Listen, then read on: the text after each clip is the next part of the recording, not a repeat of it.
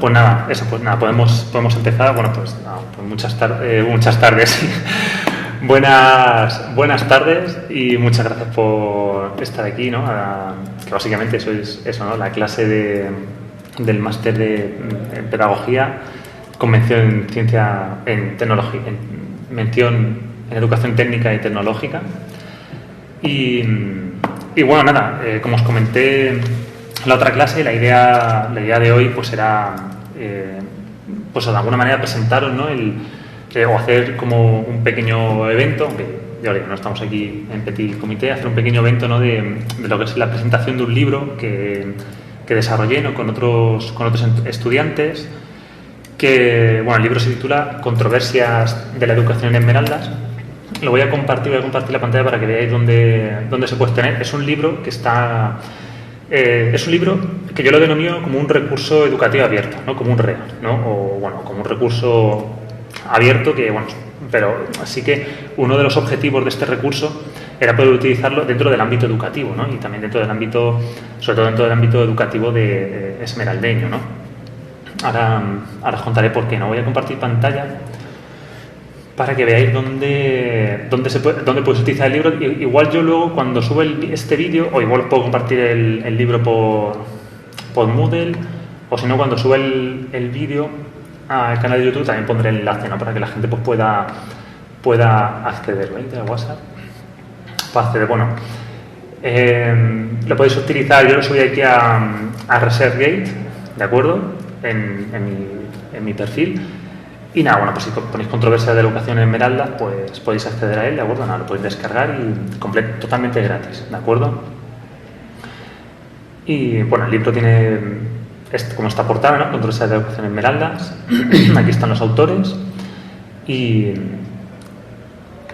bueno, pues si seguimos bajando, pues vamos a ver un poquito cuál sería el... Bueno, estos son todos los estudiantes, ¿no? Que han participado de esta experiencia de innovación pedagógica, podríamos llamarlo, pero bueno, experiencia, ¿no? Pedagógica, experiencia educativa.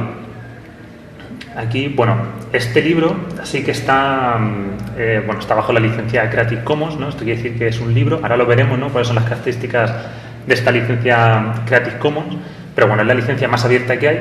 Y la idea de este libro es, bueno, pues que cualquiera le pueda echar un vistazo, que es gratuito, está en la red, es gratuito, lo puede descargar quien quiera, que se pueda compartir, que se pueda reutilizar su contenido y eso, incluso se pueden hacer cambios sobre el libro, ¿no? Si por ejemplo alguien quisiera, por ejemplo, escribir otro capítulo del libro para ponerlo al final o bueno, en segunda posición, o donde fuera, por ejemplo, rebatiendo algo de lo que yo digo, o añadiendo algo, o corrigiendo a lo mejor algo, ¿no? De lo que han dicho de los textos de los estudiantes, pues también podría, ¿vale? Porque esto es un libro abierto, ¿de acuerdo? O sea, de hecho, el mismo libro, eso pues se podría remodelar, ¿no?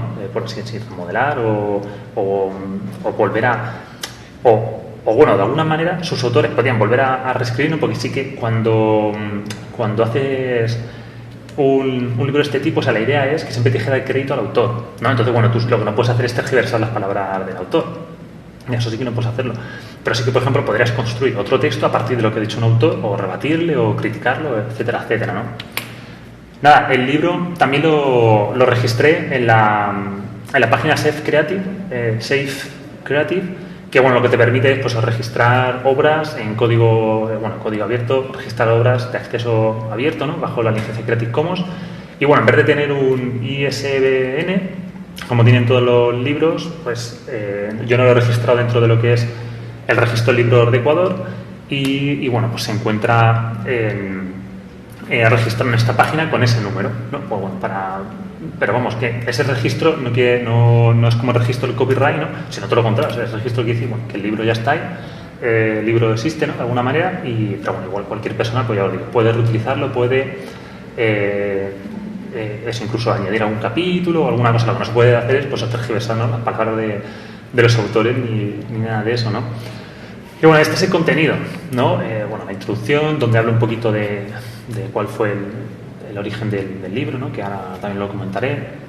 Yo escribo un primer capítulo hablando de los recursos educativos abiertos, que de este capítulo Bueno, pues he hecho un resumen, muy resumen, ¿no? Y entonces es lo que vamos a ver hoy aquí. Y luego los diferentes ensayos, ¿no? de los estudiantes.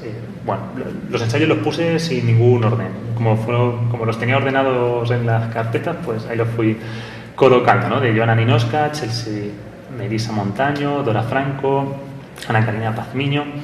Estas chicas son todas de segundo semestre, que estuvieron conmigo en la asignatura de Fundamentos de la investigación de segundo semestre de la carrera de Educación Básica. Y en realidad la experiencia va a ser solamente con ellas, porque para ese curso, la asignatura de Fundamentos de Investigación yo la había planeado de manera que íbamos a trabajar por proyectos, ¿no? O sea, toda la asignatura era un gran proyecto, que era un proyecto de investigación, y luego una de las prácticas era esta, ¿no? O sea, yo les decía, mira, vamos a hacer esto para luego publicarlo, etcétera, etcétera, ¿no? O sea, que ellos cuando desarrollaron este ensayo sí que tenían esa perspectiva de que no se iba a quedar en un ensayo más, ¿no? Que luego pues iba a dormir el sueño de los justos, ¿no? Pues en alguna caja, ¿no? O en la papelera directamente, ¿no? Cuando ya pusieran las notas, sino que de alguna manera, bueno, pues iba a quedar un producto que luego otros estudiantes iban a tener acceso, y que la idea era esa, ¿no? Que la idea era que a través de los ensayos de los estudiantes, ¿no? O sea, que de alguna manera ellos expresaran, ¿no? Pues cuál era su idea o sus preocupaciones sobre la educación, ¿no? Esa es la idea del ensayo, es poner vuestras preocupaciones sobre la educación en Esmeraldas o en Ecuador. Y entonces, bueno, pues cada uno habló del tema que eligió. Yo no le impuse ningún tema, de hecho yo creo que no les di ni orientaciones porque no me las pidieron. Ellos cogieron un tema y lo desarrollaron, ¿no? Y entonces, como también está trabajando con otro grupo, está trabajando en una asignatura que era lectura y escritura, ¿no? Que también venía al caso, ¿no? Hacer esta pequeña experiencia. Bueno, pues lo comenté también. Les dije, mira, podemos hacer esto. Se sumaron, dijeron que sí, y estos son los estudiantes que están aquí más abajo, ¿no? Daniela Tei León, Dayana Nicole Santamaría, Diana Paola Araujo, Brian Giovanni Panezo y Lady Jiménez Navia. Vale, estos son estudiantes que ya estaban en séptimo, en octavo curso, estaban ya en octavo semestre. Estaban. Y bueno, pues nada, aquí están los ensayos, ¿no? de los estudiantes. Y bueno, la idea era que... A ver, dejar de compartir. La idea era eso, ¿no? Hacer, o sea, la experiencia tenía como objetivo que los estudiantes tuvieran claro que la práctica que iban a desarrollar no era solo para que yo les puse una nota, que al final es casi todo lo que hacemos, no es poner una nota y ya está, sino que iban a tener, bueno, pues un recorrido más allá de la nota que yo les iba a poner en clase, ¿no? Esa es un poco la idea, ¿no? Y también, también, porque yo creo que esto era esta idea, ¿no? De que vais a hacer algo que va a trascender, ¿no? el aula, yo creo que era también pues una forma de motivarlo, ¿no? De motivarles y bueno, y que vieran que lo que ellos hacen tiene un valor, ¿no? De darle valor al trabajo que ellos están realizando en clase, ¿no? Que no es una cosa que solo es para mí, sino que es algo que otras personas pueden leer y les puede ser útil. ¿Para qué puede ser útil? Yo creo que sobre todo la utilidad que tiene es que de alguna manera marca, este libro expone pues lo que es, cuáles son las motivaciones de un grupo de estudiantes en un momento determinado, ¿no? De la historia de Esmeraldas, bueno, y de la historia de la educación, ¿no? En Esmeraldas. Entonces, bueno, de alguna manera esto se queda como un testimonio que otras personas luego pueden echar mano, pues eso, para ver pues en qué pensaban los estudiantes, cuáles eran sus preocupaciones, ¿no? Qué era cómo se expresaban, ¿no? Sobre determinados temas, o también qué cosas no estaban en su discurso, que también es interesante, ¿no? Es una de las cosas que habla en la introducción, ¿no? O sea, de qué cosas no hablan, y a lo mejor ya en los tiempos que corren, a lo mejor deberían haber hablado, ¿no? Eso también, bueno, pues era interesante. Y luego la idea también era eso, que con estos textos poder trabajarlos en otras clases y partir ya de lo que estaban diciendo estos estudiantes, ¿no? O sea, es de alguna manera como no partir de lo que nosotros creamos, sino decir, bueno, mira, ya otros estudiantes pensaron esto, bueno, vamos a partir de aquí, ¿no? Y de eso de alguna manera pues también yo creo que motivará a los siguientes estudiantes que hacen estos textos, y de alguna manera también yo creo que nos obliga a los profesores a ir un poquito más allá, no es siempre de volver a lo mejor a los conceptos básicos o principales de una asignatura, sino de decir, bueno, vamos a ir un poquito más para allá, porque la base ya la han marcado los estudiantes, y esto es algo que al principio pues ya tiene algunas cositas que ya tienen superadas, ¿no? Y bueno, pues tenemos que seguir avanzando, ¿no? En esta construcción, ¿no? del conocimiento, ¿no? Descubrir, ¿no? el conocimiento de manera conjunta. Y bueno, pues nada, esta es un poco la idea, la idea de cómo surgió el libro. Yo creo que sí que era interesante, ¿no? Que los estudiantes pudieran ver que lo que hacían tiene un valor, ¿no? Y que se verá reflejado pues, en esta pequeña cosita, ¿no? que hemos sacado, porque tampoco, a lo mejor si hubiese sido algo más, no iba a decir algo más importante, pero si a lo mejor algo que bueno, pues que hubieras llevado pues un proceso de mayor esfuerzo colectivo, etcétera, pues a lo mejor hubiésemos invitado a más gente, o si esto hubiese tenido que ver con el área de investigación, pues a lo mejor hubiésemos invitado pues, a otras personas, pero bueno, la idea era también de esta presentación era como dar el pistoletazo de salida, ¿no? De este libro, lanzarlo en las redes, que en realidad ya está, ¿no? Ya está en las redes, ya lo han visto algunas personas, pero bueno, era como el lanzamiento oficial, ¿no? del libro. Y nada, yo lo que os quería comentar esta tarde era hablar un poquito sobre el tema de los recursos educativos abiertos, que es lo que es como yo concibo a este libro. A lo mejor alguien puede pensar que es solamente un recurso abierto, pero bueno, yo sí que entiendo que se puede utilizar tanto en el ámbito de la investigación como en el ámbito de la educación o la investigación, porque puede ser, bueno, pues objeto de estudio, ¿no? Eso, para ver qué se decía, qué no se decía, qué discurso tienen los estudiantes, etcétera, y no como un testimonio que se queda.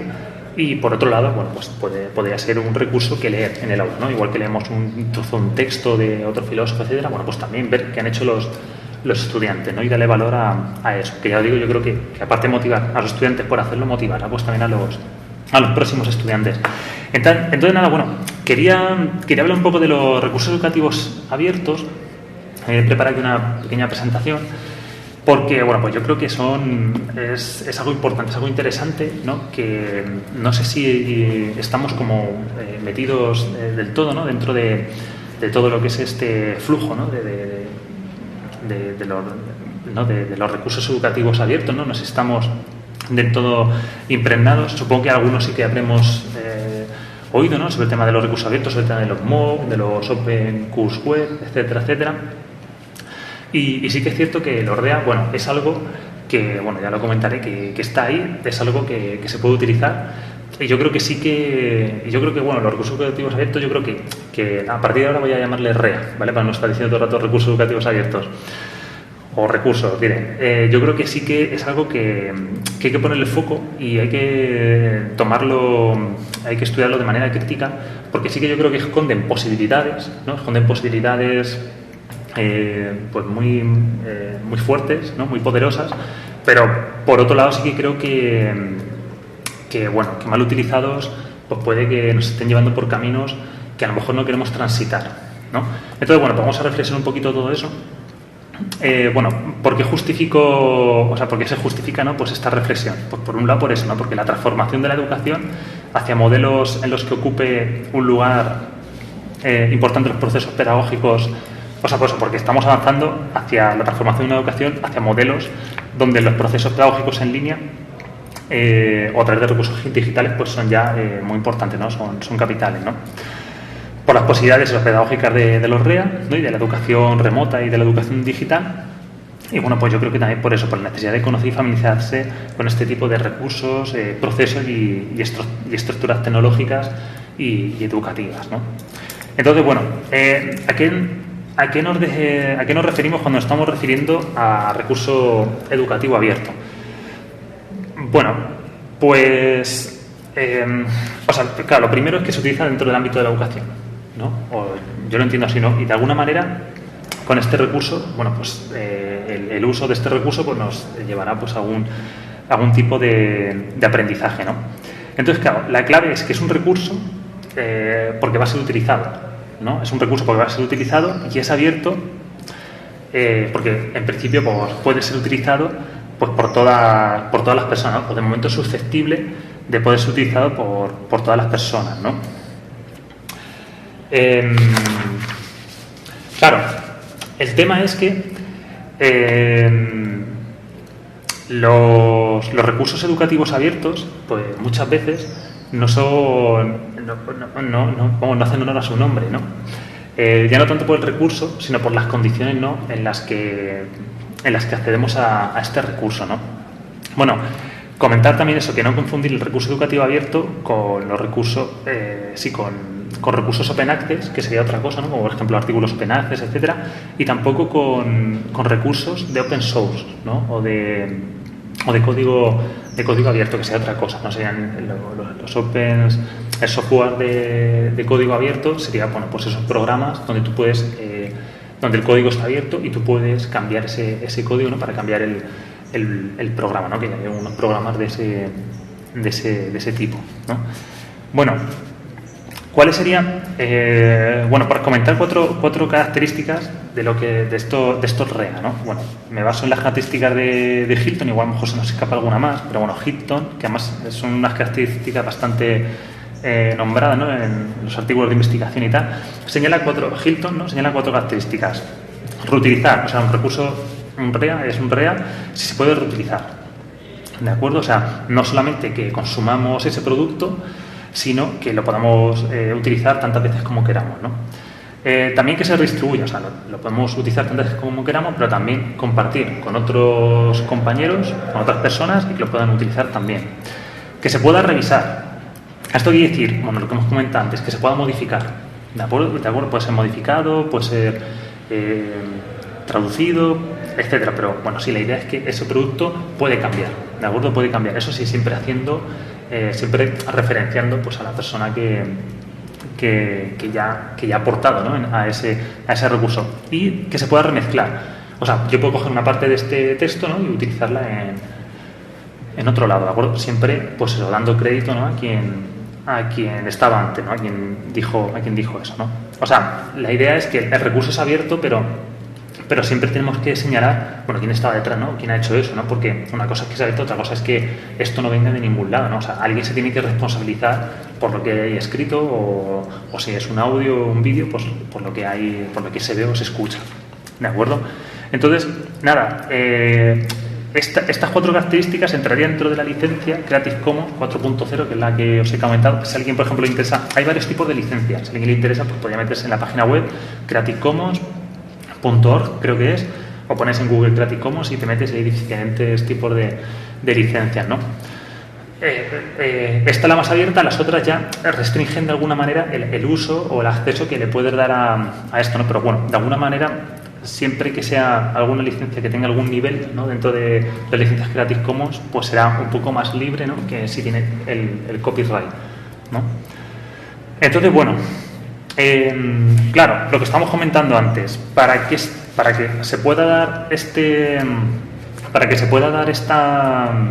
estas características, ¿no? para que el recurso, o para que podamos gozar, ¿no? del uso de estas características, ¿no? de que hemos hablado. Claro, estos recursos tienen que cumplir dos requisitos. Tenemos que tener un dispositivo con acceso a Internet para poder acceder a estos recursos, y el otro, que tenemos que tener una conexión a Internet, ¿no? Entonces, bueno, claro, esto pues no se cumple del todo porque, bueno, pues por lo que nos podemos imaginar, ni todo el mundo tiene acceso pues a un dispositivo, además a un dispositivo que tendría que ser de una cierta calidad para poder tener acceso a Internet y estos recursos, y tampoco todo el mundo tiene acceso a Internet. Vamos a ver algunos datos para el Ecuador, ¿de acuerdo? Bueno, es cierto que en los últimos años, de 2013 a 2020, al menos a los datos que ha accedido, sí que hay una cierta mejoría, ¿no?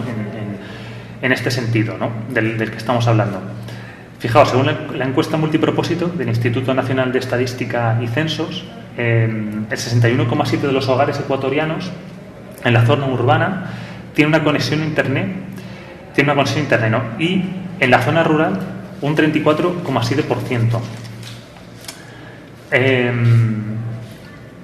El 77,1% de las personas en la zona urbana utilizan Internet, siendo el uso de Internet en la zona rural de un 56,9%, ¿vale? Fijaos también en las diferencias. Fijaos este dato. Los datos sobre el uso de las computadoras muestran una disminución de 10 puntos porcentuales de 2013 a 2020. O sea, ha descendido el uso de las computadoras tanto en las zonas urbanas como en las rurales, siendo en 2020 un 40,7% los que utilizan las computadoras en la zona urbana y un 20,5% en la zona rural. o sea, eso en 2020. En 2013, claro, sería un 50% en la urbana y un 30% en la zona rural. Claro, ¿cómo se explica esto?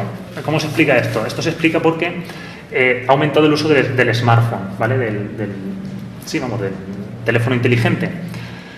Que, fijaos, desde 2013 a 2020 se observa un incremento de 47 puntos porcentuales en las zonas urbanas.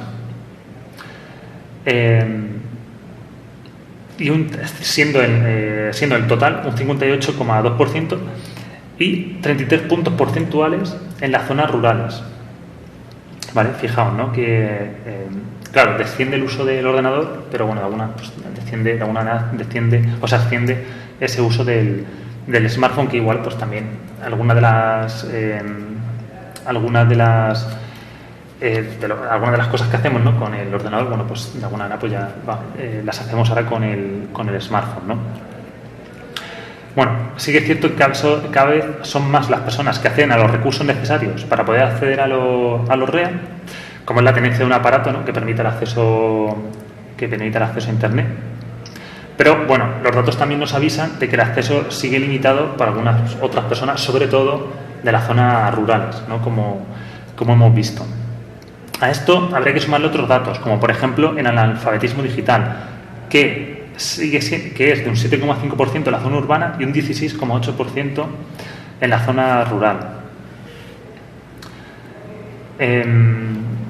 Claro, esto, bueno, pues podemos ver, ¿no? Las diferencias, ¿no? Pues entre una zona y otra, ¿no? Y además, aunque muchos de nosotros igual vivimos por ejemplo en Esmeraldas, a lo mejor en zonas donde llega internet, luego sabemos que hay otras zonas donde, bueno, pues este acceso sí que se ve bastante restringido, ¿no? y limitado. Bueno, pues claro, si vemos estos datos y pensamos en la cantidad porque sabemos que hoy en día muchas de las cosas, ¿no? que tenemos que hacer en el ayuntamiento, ¿no? o que tenemos que hacer a través del ministerio, por ejemplo, ya están totalmente automatizadas, ¿no? y digitalizadas, ¿no? Hay que hacerlas a través de internet, ¿no? Como por ejemplo para el registro civil, para sacar la cédula, el pasaporte, etcétera. Por lo menos ya al menos tienes que sacar esa cita a través de internet, meter tus datos, etcétera, ¿no? Entonces, claro, cuando vemos estos datos, ¿no? y pensamos en cómo va evolucionando la sociedad y cómo van evolucionando pues esos diferentes, ¿no? Por ejemplo, pues los trámites que tienes que hacer en el ayuntamiento, en algún ministerio, etcétera, pues podemos pensar de alguna manera que esta conectividad, este acceso a internet se empieza a convertir en un derecho. Claro, antes, cuando no se hacía todo por internet, podías ir a un sitio en físico a hacer las cosas, pero una vez que estos trámites solo se pueden hacer a través de internet, a mí, por ejemplo, me tocó una vez hacer el trámite para registrar el título a través de la SENESID. Pues si no cogía título y no metía todos los papeles en la SENESID a través de internet, no podía hacer el proceso, era imposible hacerlo. Entonces, fijaos, ¿no? O sea que también eso ya a veces no te dan ni otra alternativa, ¿no? Y luego esto lo hemos visto que también se ha intensificado, ¿no? con el tema del COVID, ¿no? Donde ya había pues para llevar un control, para que no todo el mundo se agolpara, ¿no? En algunas instituciones pues ya se hacían estos controles, ¿no? Pues el primer filtro era a través de las redes, ¿no?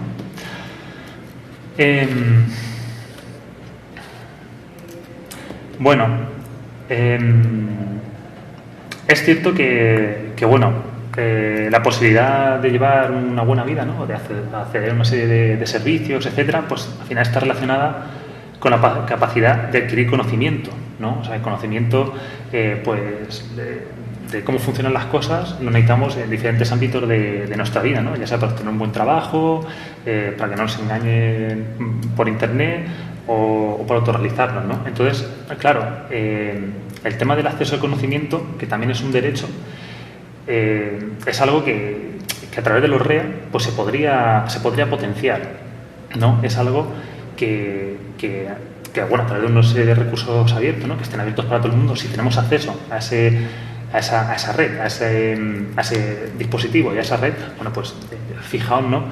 Que cómo se acortaría, ¿no? esa distancia, ¿no? con esa adquisición de o a priori adquisición del conocimiento, ¿no? Porque luego tener acceso a esto tampoco supone, ¿no? Llegar hasta este conocimiento, ¿no? Entonces, bueno, en el ámbito de la educación, ¿no? Que es también el que nos interesa, aunque se observa una mejoría positiva, ¿no? De los datos sobre el estado de la educación, bueno, pues aún se siguen presentando algunas insuficiencias que de alguna manera podríamos pensar que a lo mejor los REA pues, podrían intentar no ser una solución, pero sí ser a lo mejor un elemento que ayude, ¿no? Pues a esta mejora, ¿no? de la educación, ¿no? Bueno, los datos que arroja el Ministerio, que además sacaron hace poco el Estado sacó unos datos sobre educación, ¿no? El Estado de la educación, sacaron uno en 2015-2016 y ahora han vuelto a sacar otro, ¿no? Después de la pandemia, creo que en 2021 o creo en 2021. Bueno, al final lo que vemos en los datos, ¿no? Para hacer un resumen, por ejemplo, a través de los datos de la prueba de ser bachiller, es que tenemos una educación muy polarizada, ¿no? En donde las regiones de costa y Amazonia pues, presentan los peores resultados, ¿no? Los estudiantes obtienen muchas mejores puntuaciones conforme suben de quintil socioeconómico, ¿no? O sea, los de quintil más alto tienen mucho mejores notas, ¿no? Que los de quintil más bajo. También si el jefe del hogar, ya sea padre o madre, tiene una titulación superior y también obtienen mejores notas quienes asisten a escuelas particulares y fiscomisionales, en detrimento de los que asisten a las escuelas fiscales. Entonces, bueno, otro dato preocupante también es el abandono de estudiantes que no han cursado el bachiller, que está cerca del 4%. En realidad este dato, cuando vemos las estadísticas, es un poco confuso, porque nos está diciendo es que han abandonado el 4% de los que están en el bachiller, pero en realidad, si vemos, por ejemplo, las estadísticas de 2015-2016, vemos que los estudiantes se están yendo antes, o sea, ya cuando pasan de los 12 a los 13 años, ahí ya vemos como los estudiantes, que básicamente es la edad cuando pueden trabajar, cuando de alguna manera pueden aportar a casa, ¿no? Con su trabajo, pues ya vemos que hay un abandono que además es progresivo. No, en verdad es regresivo porque conforme abandonan menos, pero claro, pero el primer momento en el que abandonan es un tanto por ciento de abandono muy, muy alto, ¿no? Como uno de cada 4 o algo así, si no recuerdo mal. Entonces, claro, que abandonen 4% del bachiller, pero de los que quedaban, ¿no? De los que quedaban, que ya son menos, ¿no? Pues ese es el abandono. Entonces, claro, hay que ver es todos los que han abandonado antes, ¿no? Y que no han accedido pues ni al bachiller ni nada. Entonces, bueno, ahí es donde están los datos preocupantes, ¿no? Y esto es más preocupante si vemos que en Ecuador pues un 60% de las personas está o subempleada o con un empleo inadecuado. Que estos serían los empleos que no los registran los vendedores por la calle, etcétera, etcétera.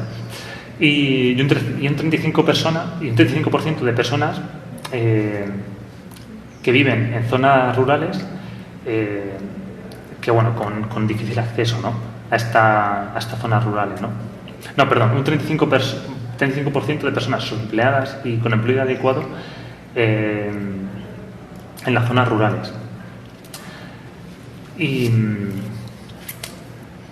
bueno, el tema es que, claro, en estas zonas rurales también, aparte, pues eso, la democratización del acceso a Internet y los recursos tecnológicos, pues al final supone un reto que implica, pues actores educativos, económicos y políticos, tanto públicos como privados, ¿no? Porque en estas zonas, pues como sabemos, pues es más costoso, ¿no? Que llegue, pues por ejemplo, el acceso a Internet, ¿no? Hay algunos autores como Vila Viña, Saraya y Buchado, ¿no? Que proponen algunas acciones pues, para fomentar y sostener el uso de los REA en todos los niveles educativos, como por ejemplo garantizar el acceso a Internet a través de los ordenadores, de las tablets, los teléfonos móviles, el apoyo de las instituciones públicas para crear estructuras que generen, mantengan y capaciten sobre este uso, ¿no? Y creación de los REA, crear bancos de almacenamientos de REA, que esto es algo que se está haciendo en otros países, también de Latinoamérica, y pues fomentar el uso de los REA, ¿no? En todos los niveles. Por ejemplo, aquí en la universidad sí que se han hecho algunas propuestas. Creo que hace unos semestres entraron unos docentes y, por ejemplo, que están en las zonas rurales y les regalaron unas tablets, ¿no? Para que se pudieran conectar a Internet para facilitar, ¿no? este proceso de aprendizaje. Bueno, pues igual serían este tipo de iniciativas, ¿no?, por las que podrían, pues eso, ¿no?, de alguna manera pues apoyar, ¿no?, esta educación de calidad. El tema es que, claro, bueno, sería darle la tablet, hacerse internet, que a ver cómo también lo tendría que conseguir, y luego ya, por último, también que haya, pues eso, ¿no?, pues un desarrollo de estos REA para que puedan ser, llamar de REA de calidad, para que puedan ser utilizados, ¿no?, que esa también es la clave, ¿no? Bueno, el tema es que, claro, quería hablar también, ¿no?, de, o sea, a los REA, ¿no?, los recursos educativos abiertos, se les pone el foco como algo que, bueno, que de alguna manera pues, puede mejorar la calidad de la educación. No lo discuto, pero sí que es cierto que hay que ver qué camino también nos señalan los REA, ¿no? Porque al final utilizar un REA supone, pues eso, ¿no?, volver a utilizar el ordenador, la tablet o el móvil, que es algo que ya usamos de manera continua, ¿no?, en nuestra vida cotidiana. O sea, los niños, incluso los adultos, estamos pues pegados al ordenador, ¿no?, para ver alguna serie, para ver alguna película, usamos el móvil para conectarnos, para hablar con nuestros compañeros, etcétera, etcétera, ¿no? Entonces, claro,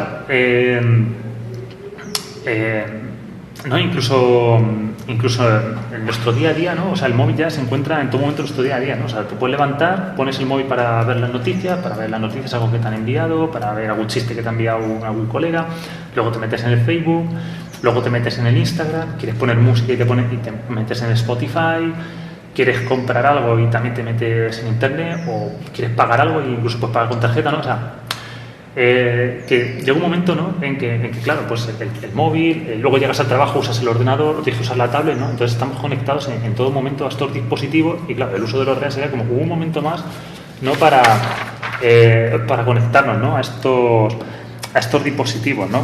Entonces, bueno, por ver algunos datos que he recogido y que igual habría que considerarlo, ¿no?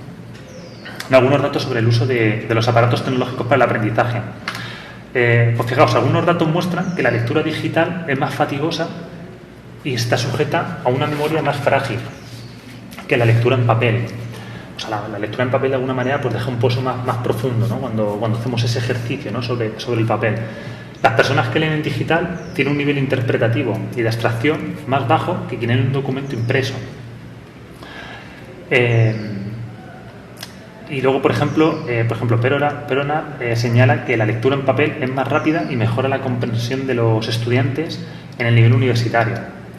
Otro autor, Igarza, señala que el uso de los recursos digitales es la principal causa de inhibición de la lectura.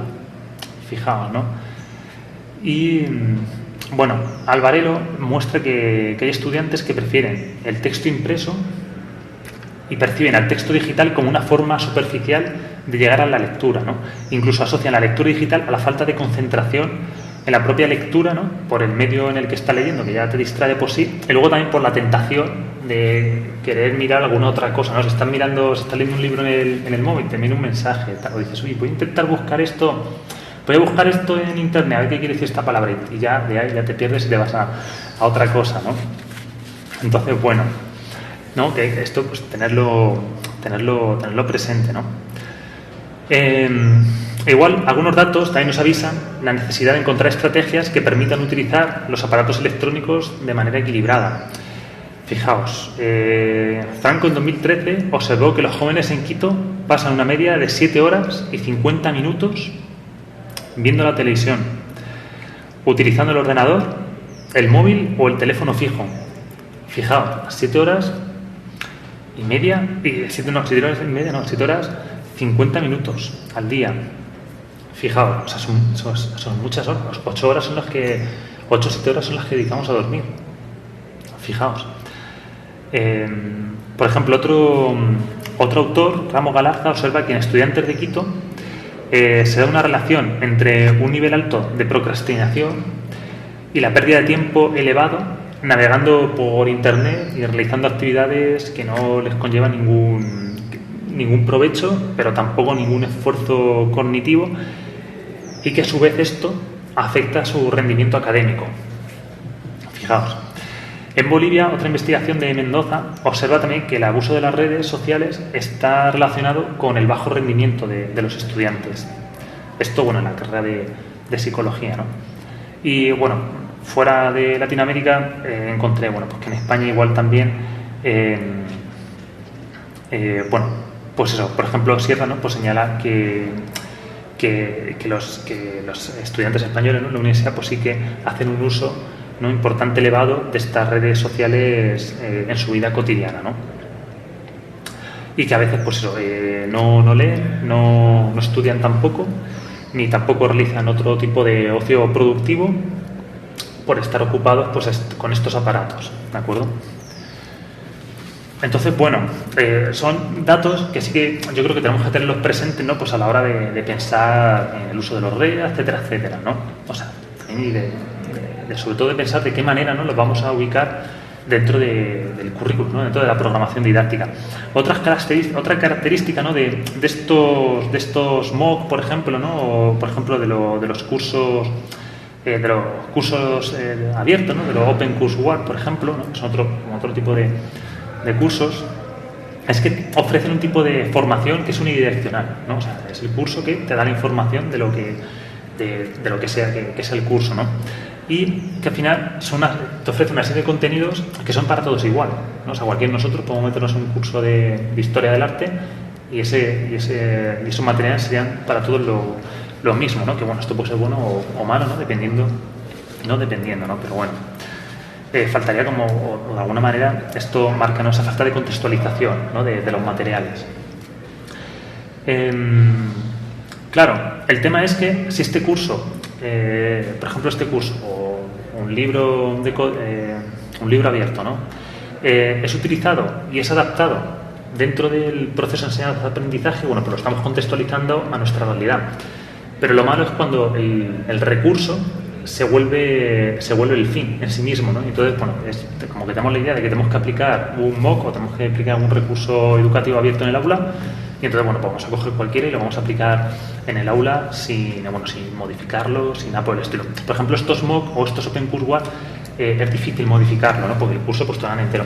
Pero bueno, lo que sí que podemos hacer es a lo mejor coger una parte de las diapositivas del curso y modificarla de alguna manera, dar crédito, ¿no?, que a dónde ha salido el curso y quién lo ha hecho, y entonces, bueno, pues utilizarlo, ¿no? Esto pues podría ser así, ¿no? Podría ser de esta manera. Y bueno, pues algunos elementos también a tener en cuenta desde una perspectiva decolonial, ¿de acuerdo? Que también lo hemos estado viendo durante el curso, ¿no? Claro, este uso acrítico de los REA nos puede llevar a reforzar la colonización del saber universitario. Claro, la mayoría de las plataformas MOOC están ubicadas en centros y organizaciones del norte del mundo. Al final, la mayoría de los REA, ¿no?, y de la gente que crea contenido de los REA vienen del norte, del mundo desarrollado, del mundo occidental, y la mayoría son en idioma inglés, ¿no?, y la mayoría se desarrollan en Inglaterra y en Estados Unidos. Entonces, claro, según Restrepo, esto hace que se den tres formas de colonización: la del saber científico, desde la lógica de la colonialidad, ¿no?, y luego desde la geopolítica de conocimiento, ¿no?, que al final, bueno, pues volvemos a lo mismo, ¿no? Al final el conocimiento válido es el que viene de Occidente y entonces, bueno, desde Latinoamérica estamos como bueno, pues esperando a ver qué es lo que nos llega, ¿no? Entonces, bueno, entonces, claro, al final esto viene un poco pues a reproducir, ¿no?, pues esa colonización, ¿no?, de la epistemología, esa colonización del saber, donde al final se impone un tipo de saber sobre otro, que no quiere decir que el saber occidental pues al final sea peor, ¿no?, porque viene desde esa perspectiva, sino que la idea es que no se produce una integración de estos conocimientos, sino que se toma ese conocimiento de por sí y no hay una crítica, no hay una reflexión con las cosmovisiones, con las perspectivas desde otras partes del mundo, ¿no?, y desde América Latina, ¿no? Esa es un poco la idea, ¿no?, que os quería transmitir. Entonces, bueno, por ejemplo, Restrepo también propone tres formas, ¿no?, que igual nos podríamos aplicar al desarrollo de los REA y al uso de los REA, ¿no?, a la hora de intentar decolonizar la universidad, ¿no? Pues estas tres serían, ¿no? La primera sería a través de la crítica del conocimiento, que nos permite ver de dónde viene el conocimiento, cuestionar este conocimiento y su eurocentrismo, ¿no? Y ver, bueno, pues de qué manera se puede deconstruir este conocimiento, de qué manera se puede integrar con las cosmovisiones, perspectivas de América Latina. Y bueno, pues la provincialización del conocimiento europeo, ¿no? Que lo que se dice es no es que haya que no usarlo, no utilizar este conocimiento, eso es una tontería, pero sí que integrarlo pues al contexto, a las perspectivas, a la idiosincrasia, ¿no? de América Latina. ¿De acuerdo? Entonces, bueno, pues eso, por comentar también las posibilidades que tienen los REA, ya estamos sacando, voy a comentar un poquito eso, las posibilidades de los REA. En general, lo que se observa en las investigaciones que he recogido es que tanto estudiantes como docentes tienen una percepción positiva sobre los REA alrededor del mundo, en Turquía, en Sri Lanka, en Francia, en España. He visto investigaciones en diferentes puntos del mundo, ¿no? En las Islas Solomón, por ejemplo. O sea, por lo general, pues hay una percepción positiva, ¿no? de este uso de los REA, ¿no? De la fluidez que hay aquí en el aula, ¿no? De cómo se puede, de la integración de los REA, etcétera, etcétera, ¿no?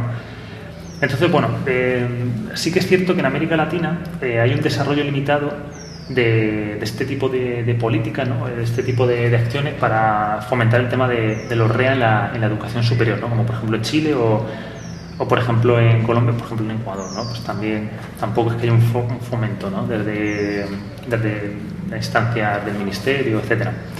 Entonces, bueno, fijaos, algunas investigaciones nos dicen, bueno, nos dan luces y sombras, ¿no? Por un lado, de las que he encontrado, ¿no? Una investigación en la UTPL muestra que sí que hay algunos desajustes, ¿no? En cuanto a los objetivos y los contenidos del curso, y que los estudiantes, bueno, pues al final no acaban realizando todas las actividades. En otra investigación, la UTPL, parece que están trabajando, ¿no? Con el tema de los REA. Igual los resultados tampoco fueron positivos porque solo el 43% de los estudiantes, 43% de los estudiantes no culminaron de manera exitosa el curso, ¿no? Un poco lo que pasó antes no realizaban las actividades, a no terminar el curso. Bueno, eso igual indica pues una falta de disciplina individual, ¿no? Pues a la hora de seguir este curso abierto, ¿no?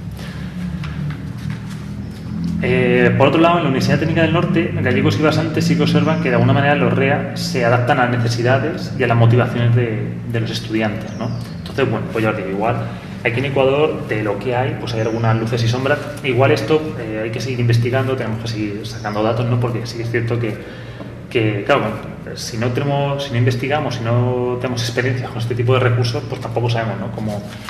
cómo funciona, ¿no? Entonces, bueno, pues igual necesitamos por un lado pues a seguir fomentando, ¿no? La práctica de estos REA y luego también evaluar, bueno, pues para ver qué ocurre, ¿no? Con estos REA.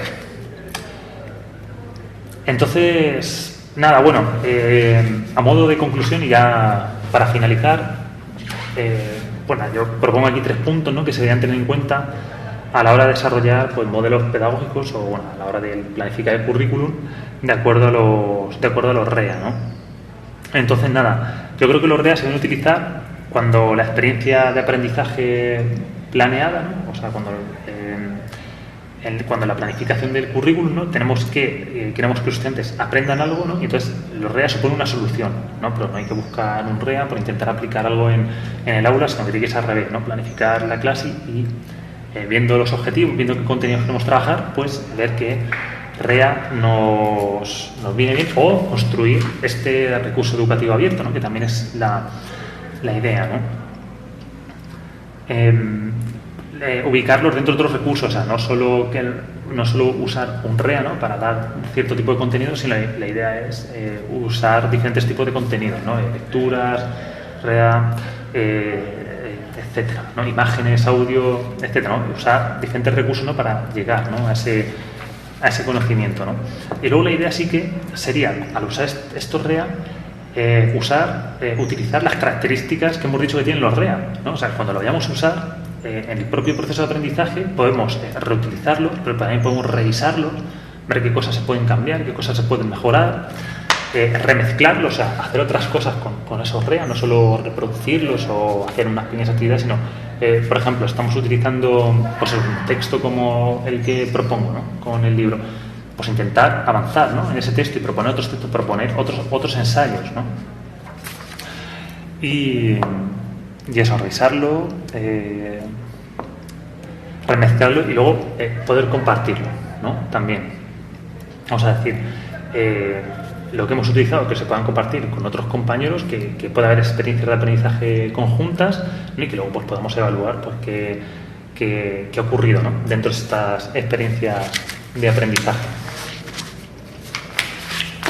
Pues nada, eso es lo que os quería comentar con el tema de los recursos educativos abiertos, ¿no? Y la charla que quería traer, ¿no? A modo de lanzamiento del libro. Esto es un poco lo que os encontráis en el primer capítulo. En el primer capítulo está más desarrollado, ¿vale? Esto ha sido como un resumen, porque tampoco quería pues que esto durara mucho. Y creo que sí que hemos dado algunos datos y algunas pistas, ¿no? Pues para pensar y reflexionar, ¿no? Sobre el tema de este tipo de recursos y no, bueno, pues nada, para tenerlo presente. No sé si hay alguna duda o alguna cosita que queréis comentar con relación a la charla.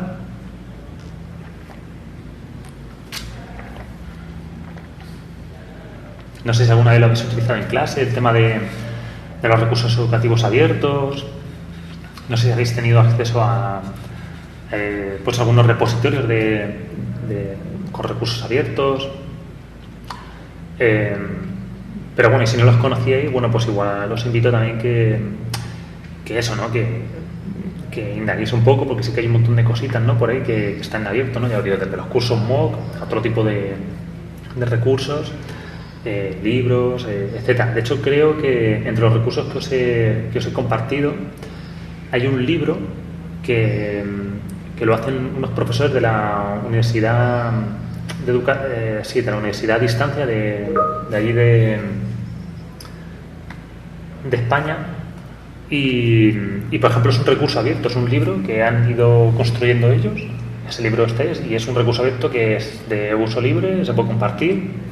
Lo que pasa es que no sé yo si alguien podría aportar algo. Yo supongo que sí, ¿no? Que en algún momento, si quieres decir a estos profesores, oye, quiero aportar alguna cosita al libro, pero bueno, supongo que también, claro, aunque el recurso es abierto y se pueda modificar, la idea es que siempre tienes que hacer tributo o dar crédito a quien ha hecho eso, ¿no? Y también un poco, bueno, pues mantener, o así lo entiendo yo, ¿no? Mantener como, por ejemplo, a lo mejor en este libro sí que yo creo que podría tener cabida algún texto que fuera de algún alumno o que fuera de otro profesor o alguien que quiere criticar algo que se ha dicho, tal. Yo creo que eso tiene sentido, pero en plan de voy a meter algo por meter o que no tenga sentido o que sea algún alumno que no sea de aquí de la PUCS y simplemente quiera aportar algo, a lo mejor ahí decía, bueno, pues igual no tendría tanto sentido, ¿no? O sea, así que de alguna manera hay que mantener la forma, ¿no? del objeto, ¿no? del REA, ¿no?